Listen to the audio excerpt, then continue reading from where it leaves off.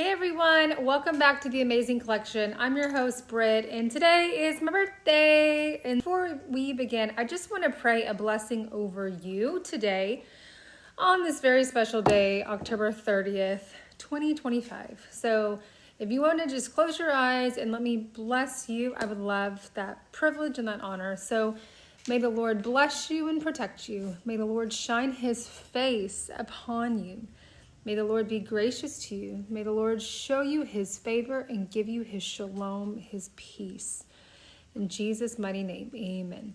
Okay, welcome back to the Amazing Collection. Today marks the beginning of the early minor prophets. So congratulations on getting through the major prophets. Now we are embarking on the early minor. And the book we will be studying today is the Book of Hosea. The theme of the Book of Hosea is Israel's spiritual adultery. And the Bible memory verse of the Book of Hosea is found in Hosea chapter 6, verse 6, which says this: "For I delight in loyalty rather than sacrifice, and in the knowledge of God rather than burnt offerings." Isn't that amazing and so true? Let's review. God has made it pretty clear since the beginning of time that sin brings consequences. Sin brings judgment. Ever since the eating of the tree from the Garden of Eden to the refusal of God's people to enter into the promised land, and even Solomon's unwillingness to get rid of foreign wives and his womanizing, which led into idolatry, which led into division of one major kingdom into two lesser kingdoms, which then led to exile of both. We see there is a thread, there is a pattern of what happens when sin or idolatry is involved. It brings exile, it brings separation. But the good news is there is hope. And in fact, Isaiah, the prophet Isaiah, gave us warning and hope and a future salvation of Jesus Christ to come. Jeremiah warned us of the destruction that would happen and would come upon Jerusalem. Also, Jeremiah warned the people of the destruction to come. And then in Lamentations, this is where Jeremiah wept over the destroyed city of Jerusalem. Now, the prophet Ezekiel warned that the temple would be destroyed in the city. He also warned that God's glory would leave the temple, but it would eventually return. And in the prophet Daniel, he showed us that God was sovereign over the entire history and the future of all events. So through Jeremiah and through Daniel, we see that God is assuring Judah that the people would eventually return back to the land. And so we're going to see this overall book of the story of Hosea. And what we're going to find out is the book is about a man who tells a story of a woman who's facing a crisis of adultery in their marriage. And Hosea, who is the author, he is going to show us with clarity and with painful description how painful and destructive idolatry is to God. Because to God, it's a form of spiritual adultery. And so this book was written by Hosea, and he is the main character. So if you have your Bibles, go ahead and open them up, get ready and open to the book of Hosea. Have your highlighters and your pen and whatever else that you need, and let's get diving in. So let's start with the 5 W's that the Amazing Collection always begins with. Now, the who, what, where, when, and why are the 5 W's, and that helps us have context of the actual book. Now, the who is the author, Hosea. And the main characters are Hosea and his estranged wife, Gomer. Now, the what is the impending judgment that will come upon the northern kingdom of Israel. The when is when Hosea ministered, and that was between the year 755 and 715 BC. The where, this is located in the northern kingdom of Israel. And the why really is about God's love, his faithfulness, and how justice are all shown through Hosea's marriage to Gomer. So let's dive in. The background of Hosea, the marriage. Now, God entered into a covenant marriage or relationship with Israel at Mount Sinai. So to understand the book of Hosea, we really have to understand and remember that there was a form of a covenant or a marriage in the book of Exodus. If you go to Exodus chapter 12, verse 33 through 40, also chapter 13, verses 17 through 22, Also in chapter 14, verse 5 through 31, and finally, verses 18 and 24 of also chapter 14, you will see that this covenant or marriage that took place in the book of Exodus. And you may not have recognized that this was a marriage taking place, so to speak, but when two become one, that is a covenant relationship or a marriage. So let's see what happened. So as we read those passages, we see and recall what actually happened between God and his people in the relationship. And through his divine power, they crossed the Red Sea, and he brought them to the foot of Mount Sinai. And it was there that he had asked the people to join him in a covenant agreement like marriage. Now, it's very important to understand that in God's economy, marriage is not a contract like some people like to view marriage in today's culture. But covenant was an agreement. It was a union between two. And God wanted more than anything a covenant relationship with his people. You see that when he says, I will be your God and you will be my people. Essentially in marriage, it would be like, I will be your wife and you will be my husband. And so the people entered into a covenant relationship with God, and we see throughout all the kingdom books that they were not faithful. Some of the things that God did for his people and promised for his people were, number one, God had given the people light through his law, and he also promised his presence that would be with them.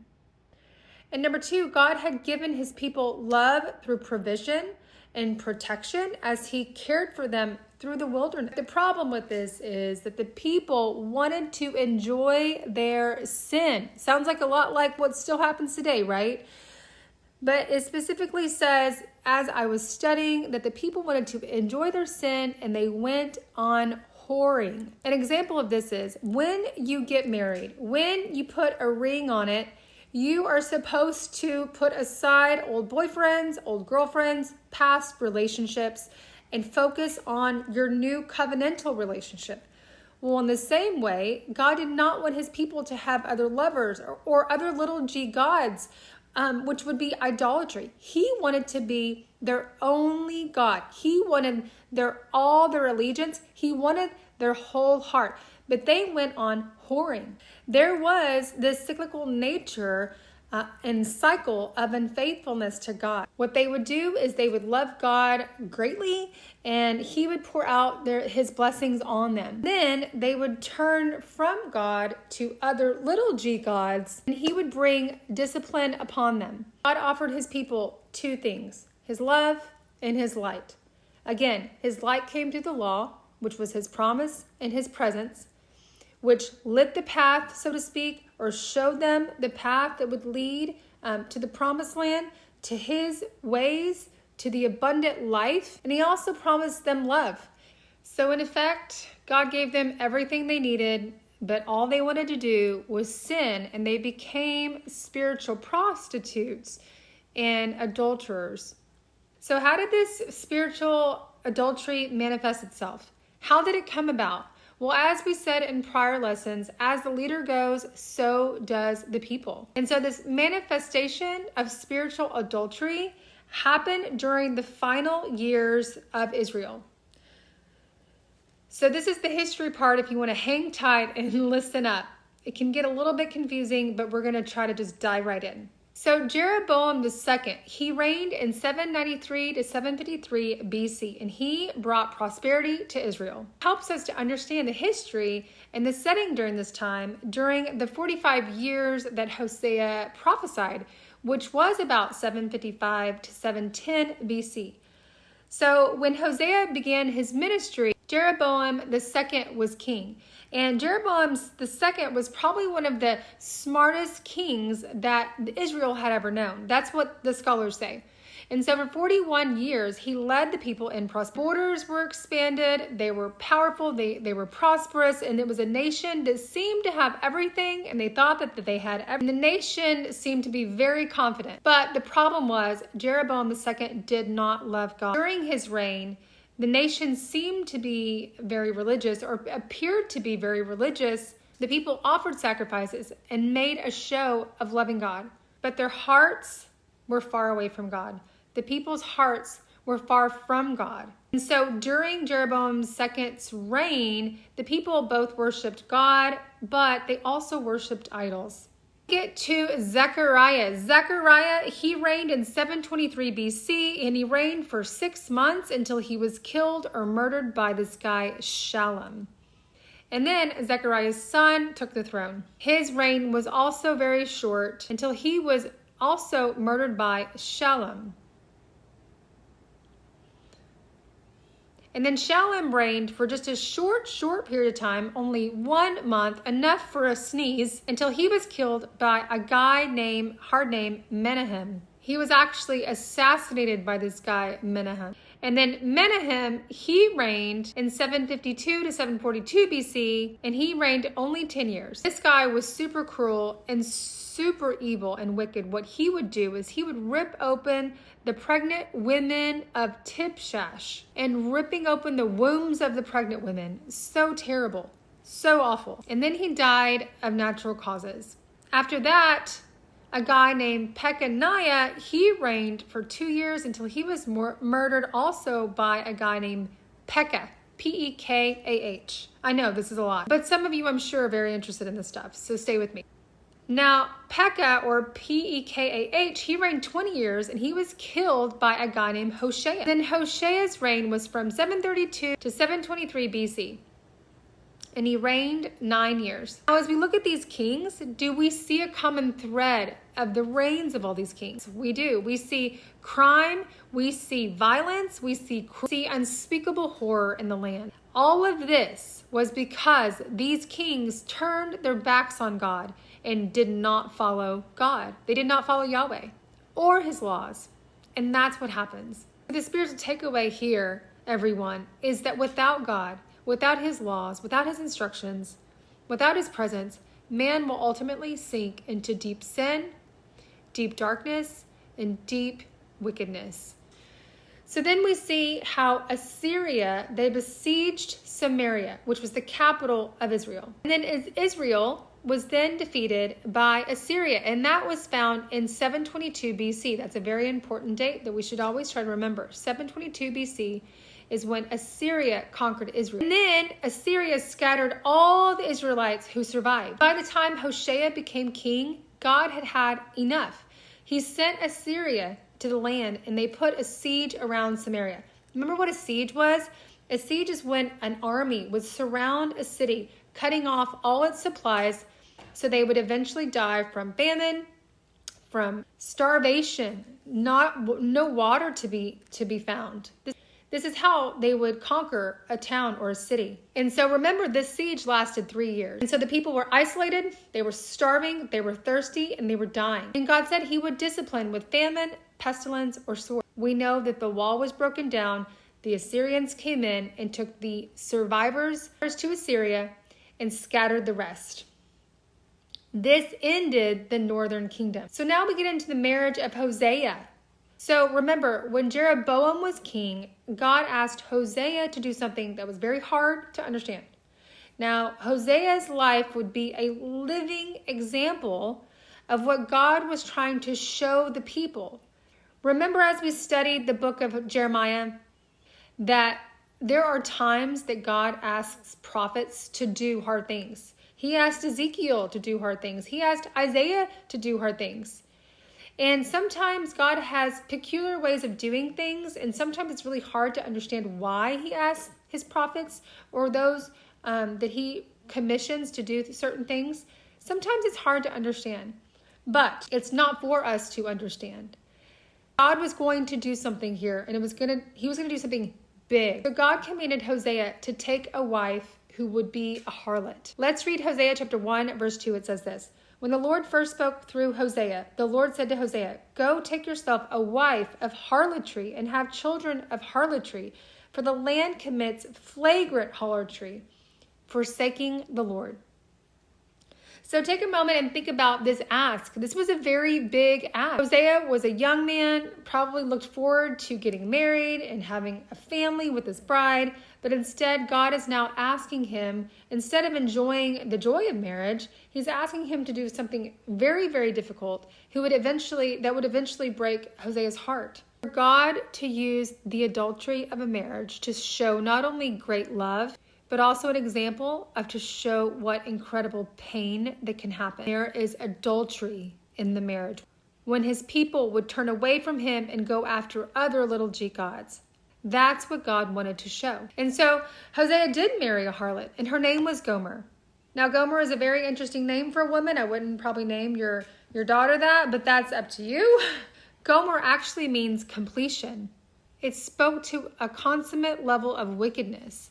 Her name was to be symbolic of this extensive adultery and idolatry throughout the northern kingdom. So sadly, her life became a visual of the people of God and their idolatry at this time. And it's also interesting that her name is only mentioned in this book once. And so there was 3 children that came from this marriage. Number 1, the name was Jezreel, which means God will bring judgment in the valley of Jezreel, which means God sows. Let's read Hosea chapter 1, verse 4-5. The Lord said to him, "Name him Jezreel for yet a little while, and I will punish the house of Jehu for the bloodshed of Jezreel, and I will put an end to the kingdom of the house of Israel.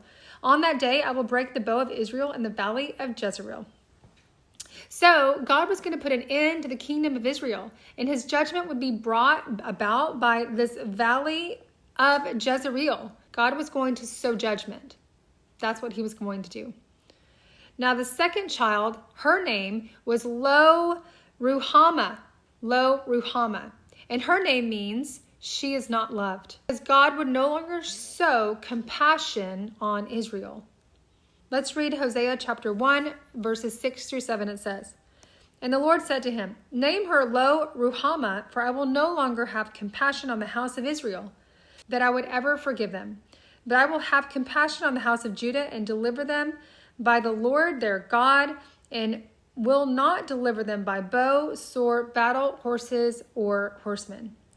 So can you imagine living your whole life with a name that means she is not loved? It's terrible. God would no longer show compassion on Israel. So we're seeing how adultery is bringing sadness and misery into the whole family, and how there is this trickle effect. There is an impact that's happening on all of them. And then the third child, this child's name was Lo-Ammi, and that means not my people. The Lord would no longer regard Israel as his people. This name shows us God's response to sin, building on the first 2 names of the given siblings. So the underlying message is this: a time would come that God would no longer be their God, which was so sad. So then we see how Gomer became a harlot. In Hosea chapter 2, verse 1-13, you can read that, but the points I want to draw out on this is this. Gomer first participated in adultery, but this quickly spiraled into harlotry. So being young and beautiful and getting all the guys' attention, but the problem is you're only young and beautiful and have this appearance on the outside for so long. A real relationship, how many of y'all know, is not based on appearance alone. It's based on something deeper.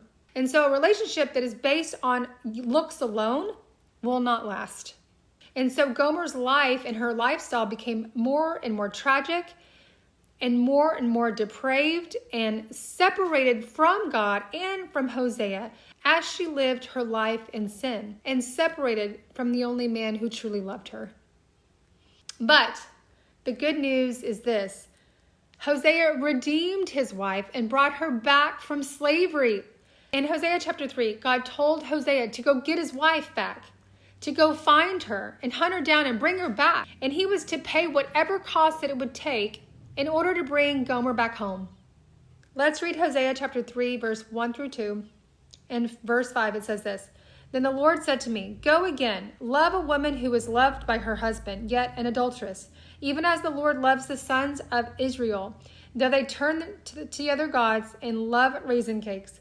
So I bought her for myself for 15 shekels of silver and a homer and a half of barley. Afterward, the sons of Israel will return and seek the Lord their God and David their king, and they will come trembling to the Lord and to his goodness in the last days. And so what happened? Hosea obeyed God. He did what God asked him to do, and he went and got his wife. I love this so much because God is such a God of second chances, and God is so in the business of bringing people back to him, bringing people back from their sin into his love, into his blessings, into his abundant life that he has to offer for all of us. We all have that chance. And so what was enslaving the people of Israel again? Remember, it's idolatry. God told them to have no other gods before him. He wanted their full allegiance. He wanted their whole hearts, and they were having a lot of difficulty obeying that. They too were whoring after other little g gods, just like a prostitute. And so the message of Hosea, let's get there. The message of Hosea, if you don't catch anything from this story, is that God deeply loves his people. Listen, we know that God is a God of judgment, but he is also a God of love. You can't miss that point. You can't focus on one or the other. He is both. And so using Hosea and Gomer, God is comparing his love to Israel to this husband-wife relationship, and how marriage is a set-apart relationship. It's the deepest love that humans can have for one another. And so through Hosea, God is showing his love for his own bride, Israel, and his desire to bring them back to him. And so God wanted his people to fully understand that they could not live life apart from him. They could not have freedom apart from him. They could not have peace apart from him. They could not live this abundant life full of promises apart from him. It doesn't happen. They can't coexist. Only with God can they have this deep covenantal love and relationship. And so an application to us is, an idol is truly anything that we set our affections on, right? What we love is what we worship. So it might not be a wooden statue or a gold statue or crystals in your room or your house or images, but it could be your wealth, your career, your physical appearance, your athletic ability, your intelligence. It could be your wife. It could be your husband. It could be your children. It could be an iPhone. I don't know. Whatever it is that you set your affections on first before God, be careful, because that could be an idol in your life. And so through Hosea, God is showing us that he loved his people so much. There would be a day that would come that he would buy back all of his people and bring them back into a loving relationship with him. So let's recap again what they did. Well, the people sinned against God. They were unfaithful. The people's unfaithfulness showed up in different ways. Let's read chapter 4, verse 1. Chapter 4. Listen to the word of the Lord, O sons of Israel, for the Lord has a case against the inhabitants of the land. Because there is no faithfulness or kindness or knowledge of God in the land, there is swearing, deception, murder, stealing, and adultery. They employ violence so that there is bloodshed that follows bloodshed. And so they were unfaithful and they were unkind because they did not know God. Number 2, they were thieves. They took what was not theirs. They took what did not belong to them. Number 3, they were murderers. Number 4, their leaders enjoyed the sins of the people. Number 5, they were deceptive. They deceived one another. Number 6, they made foreign alliances. In Hosea chapter 5, verse 13, it says this: Then Ephraim went to Assyria and sent to King Jareb, but he is unable to heal you or cure you of your wound. And so foreign alliances may not sound serious, but God told the people not to make foreign alliances because he would be their protector. He would be their defender. But they did not listen. Number 7, they were ungrateful. Let's read Hosea chapter 11, verse 2 through 4. It says this: They kept sacrificing to the Baals and burning incense to idols. Yet it is I who taught Ephraim to walk. I took them in my arms, but they did not know that I healed them. I led them with cords of man, with bonds of love, and I became to them as one who lifts the yoke from their jaws. And I bent down and fed them. And so God is saying that the people didn't recognize that it was him who had been giving them everything that they needed. They had become so ungrateful, they never once turned around and said thank you. I just want to stop here as an application and just recognize how amazing it is that we can be so ungrateful. Have you ever experienced a time where you did something and you didn't get a thank you? Or maybe you wish someone would say thank you for something that you have maybe done, or in some way you served another one. how much more amplified is it here as we read that the people's ungratefulness was so great in light of everything that God has done for us? It's even more sad and more grievous. So God wanted his people to be grateful. God would also bring about judgment. Let's read Hosea chapter 11, verse 5-6. It says this: "Then they will not return to the land of Egypt, but Assyria, he will be their king, because they refuse to return to me. The sword will whirl against their cities and will demolish their gate bars and consume them because of their counsels." So what would happen here? We just read that he would raise up Assyria. It was a very cruel enemy nation. Number 2, Israel would be destroyed. Number 3, the survivors would be scattered. And number 4, they would no longer have God's presence, which is a huge deal. And number 5, they would not enjoy the land that God had given them. And this is exactly what God did. But God would not leave his people alone forever. God would actually gather his people in the future. And this is important that we know so that we can have that hope. He will gather his people in the land once again.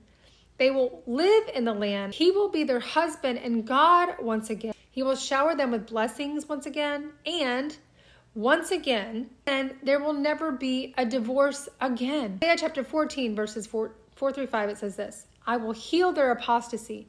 I will love them freely, for my anger has turned away from them. I will be like the dew to Israel. He will blossom like the lily, and he will take root like the cedars of Lebanon." And so God gave a promise that he would come back and he would gather those who were scattered all throughout the land and all throughout the area and bring them back to the good land and once again enjoy a covenant marriage type relationship with him. That full allegiance, that full deep covenant with him. Never again will they experience the pain and the separation of a divorce. Would live forever in joy of each other's love and commitment. So now let's look at the Christ connections in the book of Hosea. Where do we see Jesus pictured in the book of Hosea? Well, number 1, Jesus was prophesied. Let's go to Hosea chapter 11, verse 1. It says this: "When Israel was a youth, I loved him, and out of Egypt I called my son." So the New Testament quotes this verse as a prophecy of Jesus. Let's read Matthew chapter 2, verse 15. It says this: "He," or Jesus, "remained there until the death of Herod. This was to fulfill what had been spoken by the Lord through the prophet. Out of Egypt I called my son." So this is a prophecy of Jesus. God also called the young nation of Israel out of Egypt. Remember, he brought them out of Egypt from slavery. And he also, think about this, he also brought the young child Jesus out of his refuge in Egypt. Number 2, Jesus is our Redeemer. As Hosea was Gomer's Redeemer, Jesus is our Redeemer. This is beautiful. So in his love, think about this. In his love, Hosea redeemed Gomer and brought her back home from slavery. Well, Jesus, in his great love for us, brought us out of slavery, out of our slavery, and he paid the ultimate price, which was his life for us. So it's this beautiful picture as Jesus as our Redeemer. So final thoughts and application. Just notice this beautiful picture of God's love in the book of Hosea. God's love in the book of Hosea is crystal clear, and it's actually quite overwhelming when we stop and think about and realize how much God loves those people who are far away from him. There is never anyone too far from God, my mom always used to say. So we also have to believe that to be true today. In the book of Hosea, we see that God wants to be number 1. We see that Israel broke that covenantal relationship, that covenantal agreement that God had for them. Instead, had a spiritual unfaithfulness to God. And no doubt is that hard to see back then, and it's hard to recognize sometimes in us today. The overarching message of the book of Hosea is this, and it's good news. Number 1, God will redeem and restore the very worst sin. The most heavy sin that you can think of, God will redeem and restore that and bring you back to him. Number 2, God restores the most broken relationship. So whether you've been through a painful divorce or a heartbreaking relationship and breakup, just know that even the worst of breakups, God will restore. God will bring back. God will restore. And number 3, God heals a broken heart. He is the healer of broken hearts. Even in the midst of great sorrow in the book of Hosea, spiritual adultery that happened, we also see the goodness and the faithfulness of God, and how there is great joy in knowing that He is determined to pursue us and to bring us back to Him. Now that is good news. Thanks for watching today, and I hope to see you next time.